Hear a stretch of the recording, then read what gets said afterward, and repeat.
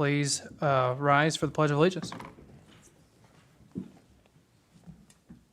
I pledge allegiance to the flag of the United States of America and to the republic for which it stands, one nation, under God, indivisible, with liberty and justice for all. And if you would, please join me for a moment of silence.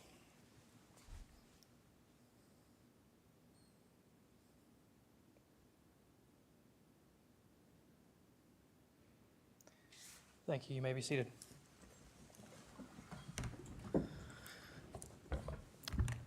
Chairman Bittinger is on vacation, I think well-deserved, and I think he said he's going to be backpacking on the side of a mountain this afternoon, so we'll wish him well and a safe return. So for the time being, you're stuck with me this afternoon, so appreciate everybody showing up. First item of business on the agenda is the approval of the agenda. A second. All right, motion by Ung, seconded by Dietrich. All those in favor say aye. Aye. All those opposed, same sign. Motion carries 4-0. On the consent agenda, items 2 through 6 constitute a consent agenda of routine action items to be considered by one motion. Items pass unanimously unless a separate vote is requested by a board member. Item 2 is approval of the minutes of the July 8, 2025 meeting. Item 3 is approval of claims. Item 4, Human Resources, Melissa Thomas, is approval of memorandum of personnel transactions. Item 5, from the County Auditor, Michelle Scaff. Item A, to receive the auditor's quarterly report. And item B, receive County Recorder's report of fees collected. And item 6, from the County Treasurer, Tina Bertrand, receive the semi-annual report for period ending June 30th, 2025. I'll move the consent. Second. Motion by Dietrich, seconded by Carper. All those in favor say aye. Aye. All those opposed, same sign. Motion carries 4-0.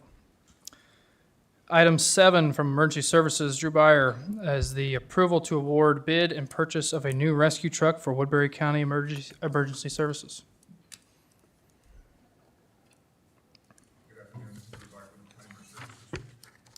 Now it's on. There, handle that problem. Emergency Services, Drew Byer, welcome, afternoon. As you can see in the agenda item, I put up a request for purchase of a vehicle. There is one amendment to the background on that. The Sioux City Ford one has since been removed from an option due to the failure of 2 items I missed initially when I went through the specs that they did not include in their pricing. With that being said, the listings are there for the mounts on the background. For those who don't know, it did not attend last week's meeting. Barry Motor provided the bid of $60,980. Jensen Ford from Lamar's did $59,197. And Stivers Ford by the Des Moines area, $58,650. All those prices are figured. Delivery included to our designated location. Going through this, I'd like to request that you approve the Barry Motor bid. I know it's higher the bunch, but in that one, unsolicited, they did add quite a few options in there that would be convenient for our work, mainly like the hotspot and other things for communications type stuff. I think it's about the nuts and bolts unless you have any questions or concerns or issues. So one of the things I'll add to this is that Budget Director Ryan Erickson and I had a call yesterday with Jason Kaminsky of Allers and Cooney because there have been some changes under the House File 718 legislation. In the past, the counties had the ability to use CIP funds to purchase vehicles such as this, and under the current legislation, we no longer can do that.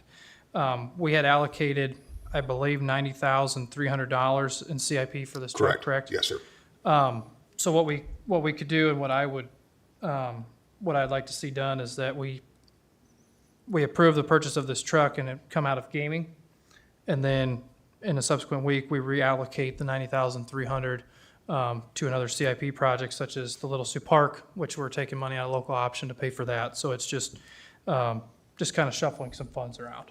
But And a quick question also, the CIP stuff. I mean, we kind of mentioned before, is that going to also affect any physical asset repairs like concrete work and such? Or is that not affected? Just the vehicle specifically. cool. Was Thank kinda you. what- Yep. But I see we're up at our 4:35 set time, so Drew will ask you to come back up and we'll finish that in a little bit.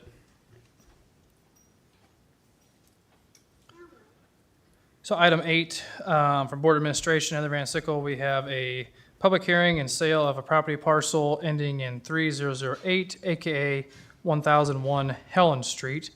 And so at this time, I would move the public hearing be open for anyone wanting to speak for or against the sale of this property. It's already open. Oh, it is, okay. So if you want to speak for or against the sale of this property, you may come forward at this time. Hearing none, I move the, This is just to speak for or against the sale of the property, not bidding yet, but thank you. hearing none, I'll move the public hearing be closed. Second. Motion by Ong that the public hearing be closed, seconded by Dietrich. All those in favor say aye. Aye. All opposed, same sign. Carries 4-0. So now we will move into the sale of this parcel, which the minimum bid I show here of being $476.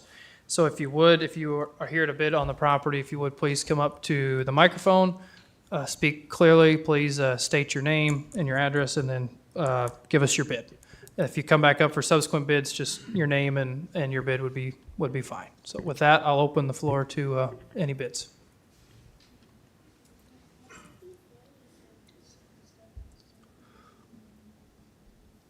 Chandler Hernandez, 1000 Rustin Street, Sioux City, Iowa, 500.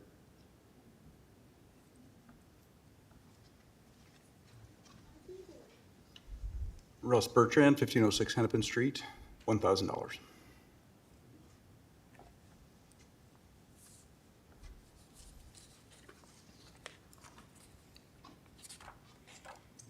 Chandler Hernandez, 1000 Rustin Street, 1500.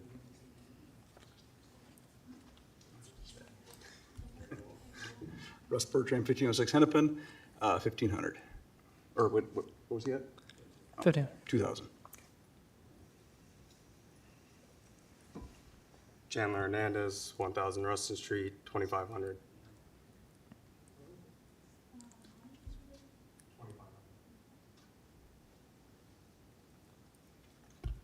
Jose Lorenzo, 931 Logan Street, Sioux City, Iowa, 3,000.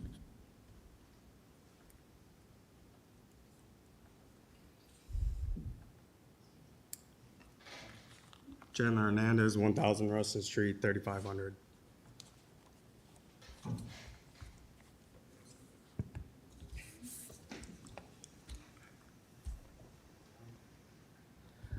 Jose Lorenzo, 4,000.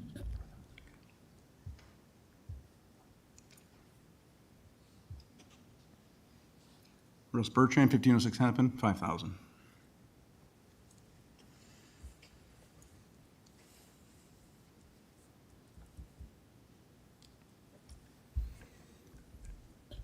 Jose Lorenzo, 5,500.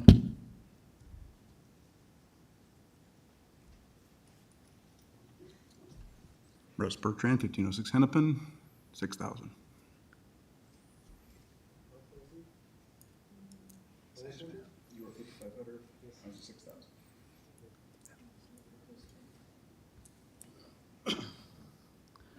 $931 Logan Street, Jose Lorenzo, 7,000.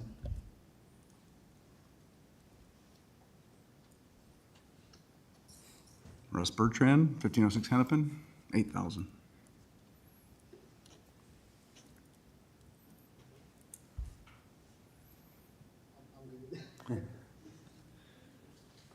Any other bids out there? Then I would move that the property be sold to Russ Bertrand in the amount of $8,000. Second. All right, moved by Nelson, seconded by Ung. All those in favor say aye. Aye. All those opposed, same sign. Motion carries 4-0. Thank you. If you'd follow Heather, she can get you checked out, so, thank you.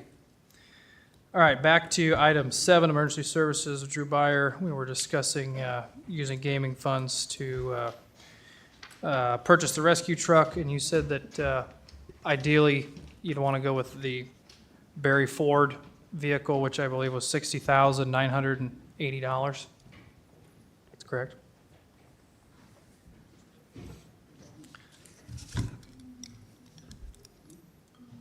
That is correct, $60,980. I guess I just have a quick question. Maybe it's one for Joshua, but I mean, is there anything that ties our hands that says we have to take the low bid or if it's within so much percent? I mean, because I'd be fine with Barry Motor, like you say, you get a couple extras that they're just throwing in too, so. We're not technically under formal bidding requirements. Okay. I believe we specified in the bid that the county could accept the bid that was the most advantageous to the county. So if we're not necessarily bound to the lowest bid, especially if there's specifications that you can point to that make it more desirable over the other options. Yeah, and it's within like $1,000 anyway, so it's not even that big of a difference, so, And it's a county Yeah, county. business, so that's always, yeah, that's good. yeah. Well, I would move approval of the, to purchase a new rescue truck from Barry Ford in the amount of $60,980 to come out of gaming. Second that? All right, moved by Nelson, seconded by Carper. Any discussion? All those in favor say aye. Aye. Opposed? Motion carries 4-0. All right, item 9, secondary roads, engineer Laura Severs. We have approval of the disposition of 2 single-axle trucks, a Ford tractor, a brush chipper, a vintage and highly sought-after Oliver disc, and a garden disc via sealed bids. Correct. So what I'm asking today is that we have surplus items. These are pieces of equipment that are either being replaced this year or have been previously replaced, or we just don't use anymore. Maybe we found more efficient ways and more safer ways of doing things. So, your options are Purple Wave, government deals. Usually all those have a fee. Either we're paying the fee or the person purchasing is paying a fee, and I think they kind of take that into account. So we know that we have local interest in these items, and so I thought maybe one time we see if this works to do sealed bids. So that's what I'm asking today, is if we can do sealed bids. I think we already, the rumor's out just from the agenda item, and we're already getting calls on these items. So I'm hopeful. We did, looking at different auction sites, pick some reserve prices that maybe might shock some people, but that is what some people are buying these items at. And so, in worst case, if we don't hit reserve, you guys do have the option to accept a bid below the reserve, but maybe otherwise we would put it out on, if it's a tractor that doesn't go, tractor house or something, instead of accepting a lower bid. But we can talk about that once we see the numbers. This would all be handled in my office. We would open it all up. It would be open to the public to come at 10 o'clock the Monday before the board meeting so that people can see us open those, and then we'd be able to nicely present you guys with something at the board meeting the next day. So Laura, I did some looking at some of these items and drive by them in town there. You got them sitting out in front of the engineer's building and looking at prices. I mean, what you have as a reserve, from what I've seen looking at items that are listed for sale, is on the soft side, which their asking price is not always what they're gonna get, right? And so I think that your reserves are right in line with what stuff is selling for. So I don't have any problems with the reserve prices. I think the only concern that I have is that Mobile is going to lose a landmark, because that Oliver disc has sat next to that building my entire life, and I think people are gonna get lost on Highway 20 when they can't see that anymore. But outside of that, I have no other concerns. I'm fine with the sealed bid process. I'm a little cynical when it comes to auctions. I feel like if I'm gonna buy, it's the high of the day, and if I'm gonna sell, it's the low. So I'd rather probably go a sealed bid route myself. But On that Oliver note, from what I understand, we never purchased it. We were going to trade, or we were going to dispose of some iron or steel, and that was at the place, and we swapped. So it has quite a history, this Oliver disc. So buy a little history of Woodbury County, but anyways. it's just, it's sat in that same spot. I'm sure Doyle probably knows exactly what I'm talking about too, because it sat there for Yeah. my whole life anyway, so. Well, I'll move to approve the sealed bids for those items. I'll second that. Motion by Dietrich, second by Nelson. Any further discussion on that? Seeing none, all those in favor say aye. Aye. Aye. All opposed, same sign. Carries 4-0. Thank you. Thanks, Laura. Item 10, reports on committee meetings. Kent, do you have anything? No. Dave? Matty? I think we had I know we had an LEC meeting this afternoon. We gave an update in regards to the work that's going on out at the LEC, the warranty work, as well as some of the PRs to fix some of the testing and balancing issues. As I talked about 2 weeks ago, we had, Introba had signed off on some new work, and so parts and things had been ordered, and so we're starting to see some movement to resolve some of those issues finally, so we're glad about that. Also, last week, on Thursday, we had a conservation board meeting out at Little Sioux Park. They try in the summertime to move the conservation board meetings around to our various parks, and so kind of fun to be in my backyard, but we got to see the concession stand that's being constructed out there by the swim pond. I think it's set to be done tomorrow, so we'll still get in on some of the summer season, and that concession stand will be renting out paddle boats, kayaks, wakeboards, that kind of stuff, which have been wildly popular in Browns Lake when we started that, and then they'll be selling drinks and ice cream and that kind of stuff too. So what we've been seeing at Browns Lake has just been incredible, the amount of business that's generated, and so we're excited to get that going in our largest park. I also got to look at the asphalt road that we had approved a week ago for resurfacing at least about half of that road. And so anyway, it's a great park down there, and I'm glad we were able to get some stuff going. So with that, we'll move on to any citizen concerns.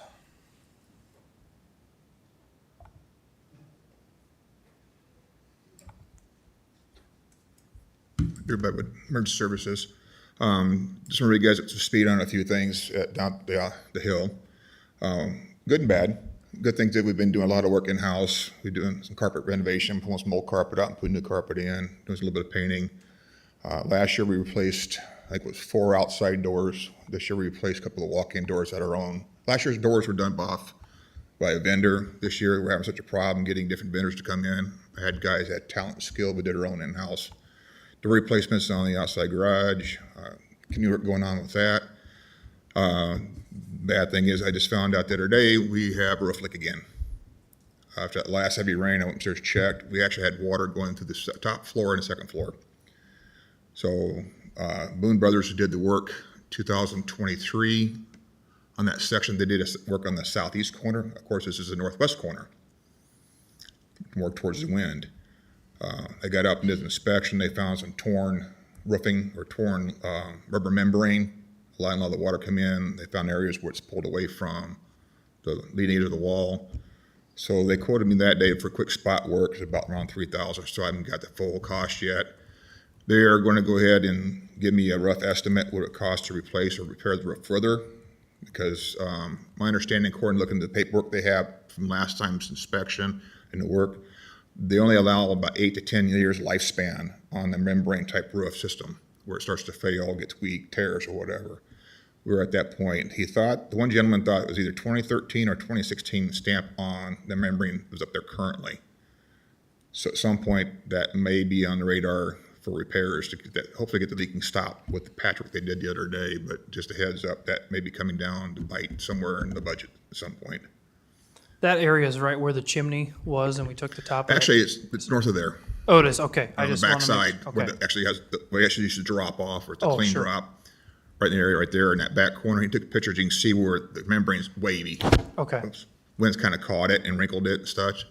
So that's his concern. They're trying to get that straightened out so it can at least drain properly. okay. And then third thing I'm gonna ask real quick on that, adjustment for the vehicle still coming out of gaming, is that gonna be the same thing for the components that are in that total figure of 90,300? That'd be the same allotment, the same process of going through that as well? I think that's what I would like to pursue, Drew, Okay. yeah. I thought about sit down, like, that round number was a whole project with all the pieces and components to go with it, besides the vehicle, and I just wanna make sure we had that on Sure, the same playing field, so, all yep, right, thank you. thank you. Any others? Christopher Prosh, 3012 Nordic Court. Thank you to the board for your continued service to the Woodbury County. Balancing budgets, fixing infrastructure, and leading with transparency is no small task. And we thank you for your service, I do. As the Republican candidate for the first state Senate district, I support you in your work. I also believe that the path to long-term prosperity starts with putting more money back in the hands of our citizens and our job creators. That's why I support eliminating the state income tax and the state corporate tax. Working Iowans deserve to keep more of their paycheck, and our small businesses shouldn't be punished for growing and hiring. Eliminating these taxes will make Iowa, and more importantly, Sioux City and the surrounding area, a magnet for investment, entrepreneurship, and families looking for economic freedom. I'll fight to make sure Woodbury County gets the tools it needs, from fair state funding to local control. To succeed in this transition, let's build a tax system that rewards the hard work, grows our economy, and respects the people who keep moving Iowa forward. I appreciate your time today, and I'll be around for any questions or concerns. Thank you. Thank you. Any other citizen concerns? All right, moving on to board concerns. You have any? No, okay. I wondered if you might want to talk about, I know that we talked about a call you had with Jason Kaminsky. Yep, absolutely. Related to House File 718 and its impact on two different things. One is an impact to CIP projects, might make it a little more restrictive to use it for vehicles, which is a perfect use of it, a 5-year note for a 8 or 10-year asset, and then also the requirement for more elections for simple repairs and infrastructure needs, like we just heard from Drew over there. If we have a major need, are we going to have to go to an election every November and pay for that and be told, you know, how dare we increase the cost by paying for an election that's according to state law? So Sure. I was just thinking maybe if you want to recap anything, Yeah. or if it might be best for Jason, or maybe even to work with the county attorney's office to give us as a board some sort of public dissemination of, or explanation of this for the public, so they understand when we have repairs come up, what our limitations are that weren't before. Sure. Yeah, so Matthew and I had a conversation yesterday, and Ryan, you can jump in here too anytime too, because you were on this call, but Budget Director Ryan Erickson and I were on a call yesterday with Jason Kaminsky of Allers and Cooney, which Jason is an attorney that has a lot of very solid background in Iowa code and finance and that kind of stuff, and helps provide us guidance to make sure we stay in bounds. And we found out yesterday that the county had allotted $90,000 for emergency services to buy this new rescue truck, which the current rescue truck is pushing 9 years old. And so with CIP, it's a 2 to 5 year note on a vehicle that we would use for almost 10 years. And this would, you know, we could use this for the sheriff's office or for conservation, you know, our departments with vehicles. And in the new state legislation, House File 718, that really gutted a lot of the powers and responsibilities and rights that local governing bodies had. They changed that code section that we cannot use CIP to purchase vehicles anymore. We have to do it with cash. And Matthew kind of made a joke, and I thought it was really great yesterday. He said, you know, to be fiscally responsible, we try to keep our reserves at a low level, because if we are overtaxing then that's how we get a high reserve level. We don't want to overtax. We want to just barely have enough to pay the bills. And so we would borrow for essential things that we need to operate. Well, now the state is saying that we can't borrow, that we have to have cash. Well, which is it? Do you want us to overtax up front to build a slush fund? Or do you want us to tax and borrow when we need the things that we need?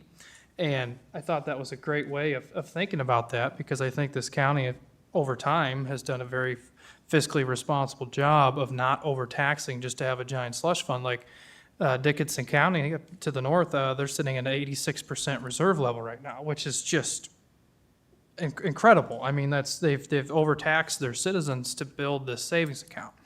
But along those same lines, as when Matthew was talking about the election, so here's what we're dealing with, and here's some of the fallacy of some of the legislation that I see. So they're now differentiating between what is called a essential county project, an ECP, or a general county project, a GCP.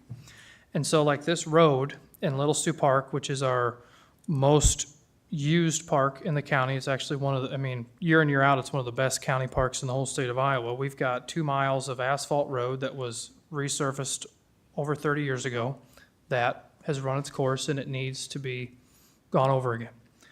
So we got a bid. Dan Heisel with Conservation got a bid because it just so happens that the county is doing an asphalt resurfacing project about 6 miles away. And when you have a resurfacing project, you have all the equipment there, you have the asphalt plant there, and so any asphalt jobs in that immediate area become a lot cheaper because the mobilization cost is at that one point. So we found that the county taxpayers could save $100,000 by paving this road this year versus waiting till, say, next year when there's no asphalt project close. Well, under this new law, for a project like that, the bond threshold to have a vote is $400,530. So in order to pave this road, we would have to have a bond referendum for a $580,000 road. And the kicker is that the elections can now only happen in November. They cannot happen at any other time. So we would have to wait until November to hold a referendum to resurface a road that we were getting a $100,000 discount on. And an election would what's the countywide election cost? Not to put you on the spot, Auditor Scaff, $50,000? $60,000? So now the taxpayers are out $160,000 on a road, and we still don't have the road done yet. And this is the problem when you try to legislate what goes on locally. We are elected to protect the public's dollar. We're elected every 4 years. There's 5 of us. This notion that we're just going to have these votes every time we need to do something is just ridiculous. And the cost of having an election, we need to replace a secondary roads service shop. The building that we want to replace is almost 75 years old. It wasn't even designed to be a shop. We're flushing countless amounts of dollars of utilities away. We can't store any of our equipment in it. It's not big enough to fix most of our equipment. It is costing taxpayers every day it's open. But to replace it, we're going to have a referendum vote on a $2 million building with a county with an $80 million budget. And I made a joke to Matthew, and it's funny, you know, sometimes children hold the answers. But my children love the cartoon series Peanuts, Charlie Brown, Snoopy. And there's a movie that they love called Race for Your Life, Charlie Brown. Go watch it. If you got grandkids or kids, go watch it. But in this movie, Charlie Brown and his friends have to build a raft and float down the river. And for whatever reason, their team decides they're going to do everything democratically. So they have an election on when they should shove off, who should lead the boat, should they paddle or should they float? And there comes a point in their race where they meet a fork in the river. There's an island in the middle, and they either got to go left or right. And one of them says, I think we need to go right. And the other one says, well, we better have an election. And while they're having an election, they slam into the island and wreck their boat. So what does the legislature want us to do? They want us to just maybe we'll just have an election every week. Do we pay the claims or not? Did we get 60% to pay the claims this week? So I was going to bring this up, and you just happened to be here, so welcome. This is what, if you want to run for this office, this is what you're going to be hearing from us about. But I just think it is a genuine disservice to take away local control.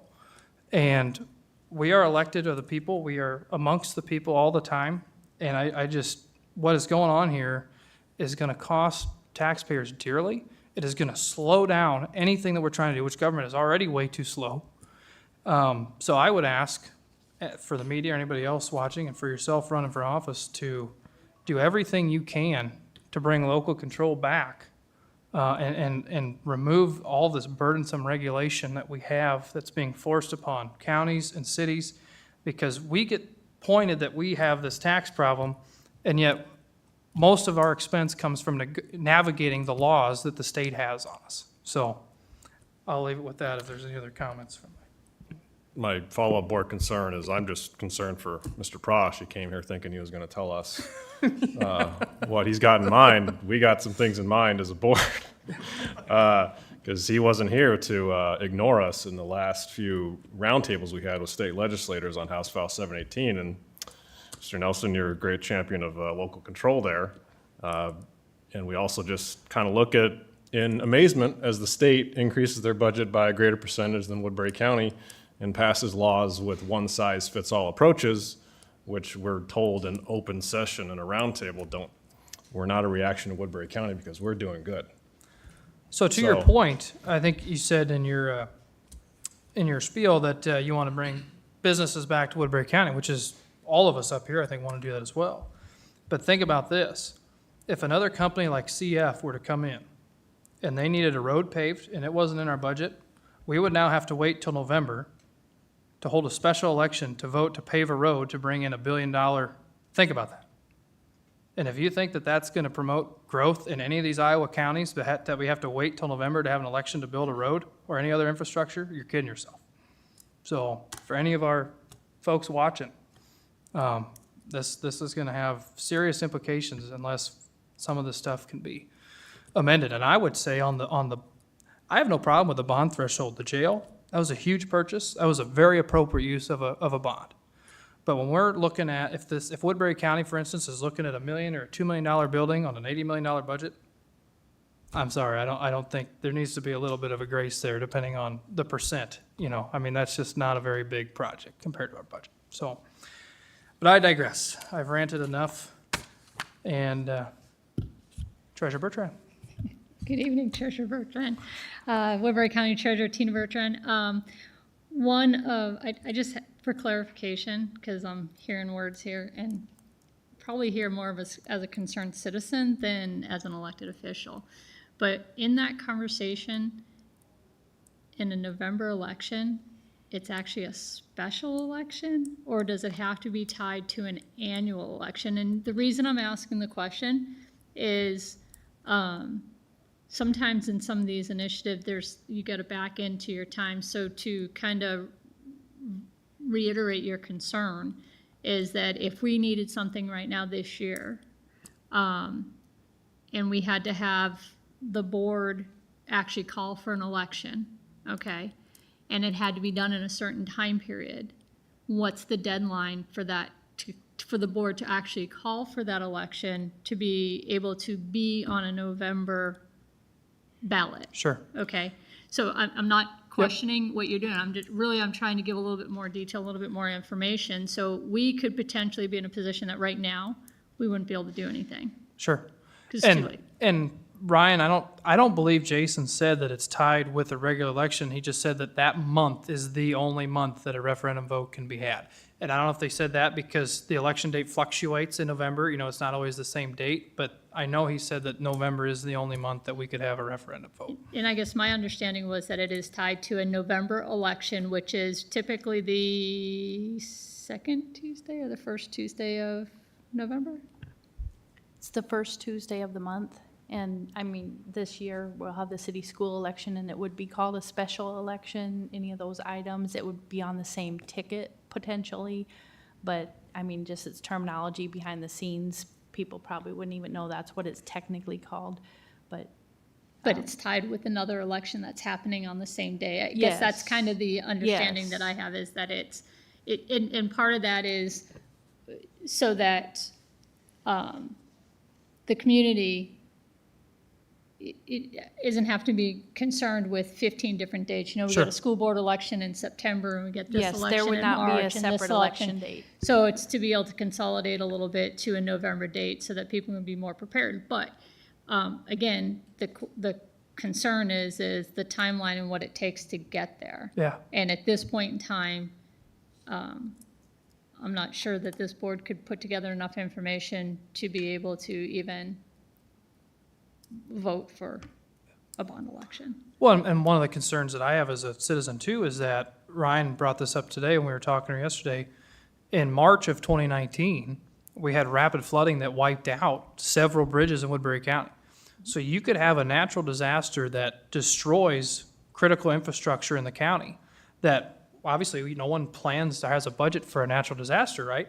So now we're going to be forced with waiting till November to have a referendum to be able to get the money to fix our normal infrastructure. I mean, if that's not alarming, it should be, you know, because in March of 19, I know there was at least 2 county bridges next to me that were wiped out and closed, and one was just reopened here 6-8 months ago because it took that long to fund that again. So anyway, Okay, thank you. I just wanted to. yeah, I no, I just wanted appreciate to that, have some Tina. Yeah, thank you. Thank you. I don't think Joshua had a chance to review House File 718. That's why we've been having all these problems. That's what happens when I'm on the criminal side, not in this seat. All right, any other board concerns? Sure. Apologies. I mean, again, I just wanted to reiterate, again, my previous comments. Mr. Nelson, you're 100% right. All too often in Washington, D.C. or Des Moines, a lot of times state and federal governments believe they have this cookie cutter approach. Well, if it works in Maine or works in Texas, it works in every state. It's the same thing here in Iowa as well. If it works in Iowa, it works in Davenport, it works here in Sioux City or even Lawton, and that's not true. We need to, understand local needs, and nobody understands that better than obviously the local county boards do, disagreeing with them or not. So, I mean, again, I'm going to recommit myself to being a strong ally to this board because, again, there are times, especially under natural disasters like we had recently, where you guys need answers immediately, and you don't have time to wait around for the state to figure out when and if they can get here. So, I mean, to be honest with you, I think that's why I'm recommitting from an economic perspective. One of the main reasons why I'm running is because, again, I'm tired of the people of Sioux City and Lawton being taken advantage of. We have one of the worst tax bases in the Midwest. It is ridiculous that we have a state income tax and a state corporate tax. We have over 100,000 people in the metro area between Lawton and Sioux City. People love our labor force. Businesses don't want to be here. There's a reason why Gateway left, and that hurt us. It's ridiculous that our neighbors to the north in South Dakota don't have either. I mean, Texas doesn't have it. Florida doesn't have it. But we have it? It's ridiculous. We need to eliminate both and make sure that we actually bring businesses back to this great area. People of Lawton deserve better. People of Sioux City deserve better. But again, like I said, I want to reiterate those economic points, but also you're 100% right. The government needs to be the wind in our sails, not keep deferring us and keep pushing us around. So again, I thank you for your time. No other board concerns? Then we are adjourned.